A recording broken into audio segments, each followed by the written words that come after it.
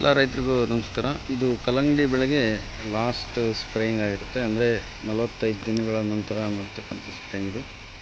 Insecticide ಕೋಪ್ರೈಮರ್ ಅಂತ ಹೇಳ್ಬಿಟ್ಟು FMC ಕಂಪ್ನಿದು.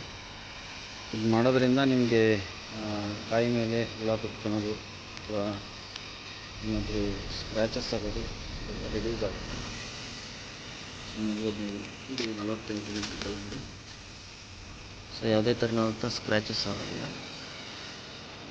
ಇದು ಲಾಸ್ಟ್ ಸ್ಪ್ರೇಯಿಂಗ್ ಅಂತ ಹೇಳ್ಬೋದು, ಕೋಪ್ರೈಮ್ ಅಂತೇಳಿ.